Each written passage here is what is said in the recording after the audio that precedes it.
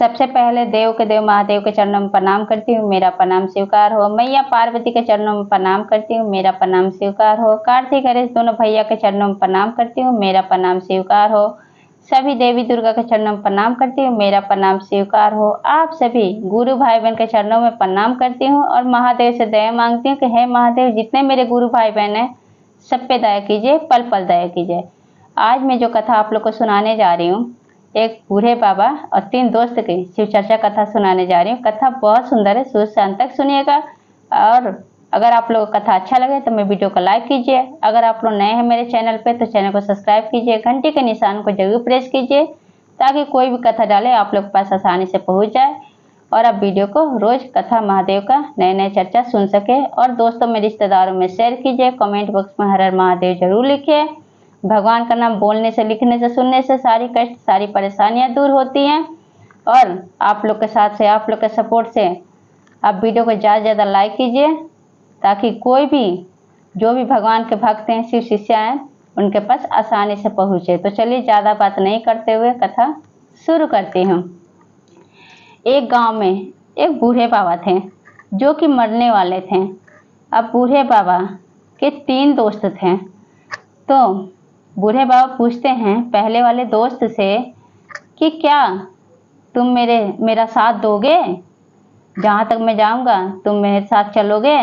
तो पहला दोस्त कहता है कि नहीं, मैं तुम्हारे साथ नहीं जाऊँगा, मेरा साथ अभी तक ही है क्योंकि तुम अब मरने वाले हो। पहला दोस्त बोलता है।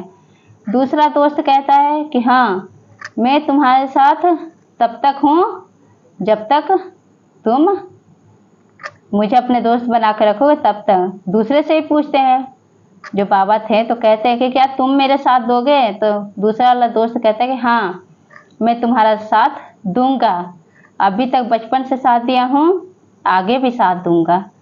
फिर तीसरे वाले दोस्त से पूछते हैं कि क्या तुम मेरे साथ चलोगे, मेरा साथ दोगे?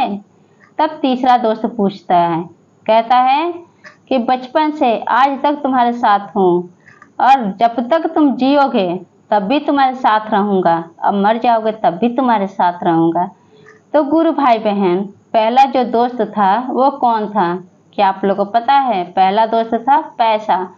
पैसा ऐसा चीज़ होता है कि जब तक जवान इंसान रहता है तब तक साथ देता है, मर जाने के बाद वो साथ नहीं देता है। सब कुछ यहीं पे धरे के धरे रह जाता है, लेकिन कोई पैसा अपने साथ नहीं जाता है। दूसरा परिवार, जो कि परिवार होता है जब इंसान जवान होता है, कमा कमा के जिसको खिलाता है, और जब मर जाता है तो उसका जो दान पुण्य करना होता है, जो क्रियाक्रम करना होता है, जो दान उपदान करना होता है, वो परिवार करता है। और उसके बाद वो अपने गृहस्थी में लग जाता है। 2-4 साल तक जब जो इंसान मर जाता है, घर का सदस्य 2-4 साल तक ही रोता है, याद करता है, उसके बाद अपने परिवार में जुट जाता है।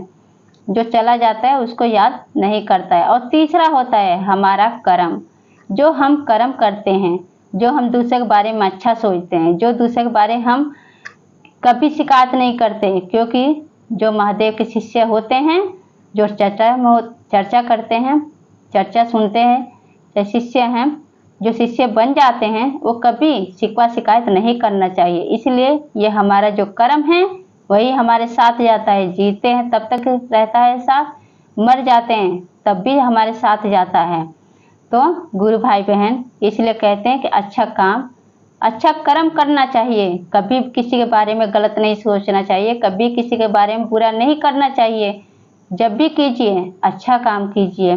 तो गुरु भाई बहन, इसमें एक भजन भी दर्शाया गया है जो मैं आप लोग को सुनाने जा रही हूँ।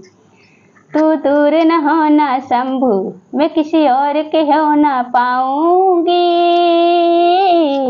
मैं किसी और का हो ना पाऊंगी। शिव के कृपा से मैं हूँ पली, उनकी ही उंगली पकड़ के चली। तू दूर न होना शंभु, मैं किसी और के बन ना पाऊंगी, मैं किसी और का बन ना पाऊंगी।